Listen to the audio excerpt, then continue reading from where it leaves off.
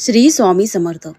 देवाला अर्पण केलेल्या वस्तूंचा पुनर्वापर करता येतो का? जाणून घ्या शास्त्रानुसार याचे नियम कोणते ते. मित्रांनो, घरगुती पूजेच्या वेळी अनेकदा एक प्रश्न उपस्थित राहतो, तो म्हणजे देवाला अर्पण केलेल्या वस्तूंचा पुनर्वापर करता येतो का? अनेक लोक पूजेमध्ये हार, फूल, तांदळाचे दाणे किंवा पाण्याचा पुनर्वापर करतात, पण हे योग्य आहे का? धर्मग्रंथ याला परवानगी देतात का, की अपवित्र मानले जाते? मित्रांनो, हिंदू धर्मात पूजेची पवित्रता आणि पावित्र्य यांना खूप महत्त्व दिले आहे. त्यामुळे धर्मग्रंथांमध्ये पूजेच्या वस्तूंच्या पुनर्वापरासंबंधी काही नियम स्पष्टपणे सांगितले आहेत, जे आवश्यक मानले जातात. असे केल्यास पूजेचे पूर्ण फळ मिळत नाही. धर्मग्रंथामध्ये देवाला एकदा अर्पण केलेल्या वस्तूंना निर्माल्य म्हटले जाते.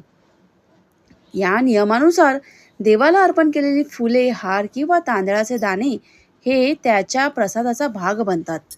अशा वस्तू धुणे किंवा स्वच्छ करणे आणि नंतर दुसऱ्या पूजेमध्ये वापरणे अपवित्र मानले जाते. असे केल्याने पूजेचे पूर्ण फळ मिळत नाही, असा विश्वास आहे. तर मित्रांनो, पाणी आणि दिव्यासंबंधी नियम.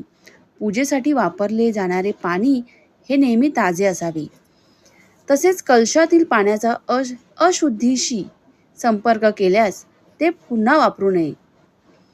प्रत्येक पूजेनंतर तांब्याची किंवा पितळेची भांडी शुद्ध माती किंवा लिंबाने स्वच्छ करणे आवश्यक मानले जाते. याचप्रमाणे दिवा लावताना नवीन दिवा लावण्यापूर्वी जुन्या दिव्याची जळलेली जी वात असते आणि उरलेले तेल असते ते काढून टाकावे. तसेच फुलं, हार, नैवेद्य, चंदन, लेप, कुंकू, अगरबत्ती, नारळ, तांदळाचे अखंड दाणे किंवा दिव्यातील उरलेले तेल यांचा पुनर्वापर करू नये असे शास्त्र सांगते. या वस्तू पुन्हा वापरल्या जाऊ शकतात. धर्मग्रंथामध्ये काही अपवाद दही नमूद आहे, जे गंगेचे पाणी कधीही शिळं मानले जात नाही आणि म्हणूनच ते पुन्हा वापरले जाऊ शकते.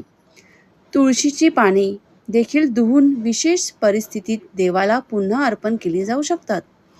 त्याचप्रमाणे देवाच्या मूर्ती, शालिग्राम, घंटा, शंख, मंत्रमाळ आणि पूजेसाठी वापरलेली धातूची भांडी धुवून पुन्हा वापरली जाऊ शकतात. असे मानले जाते की भगवान शिवाला अर्पण केलेले बेलपत्र तुटलेले किंवा डागाळलेले नसल्यास ते धुवून पुन्हा अर्पण केले जाऊ शकते.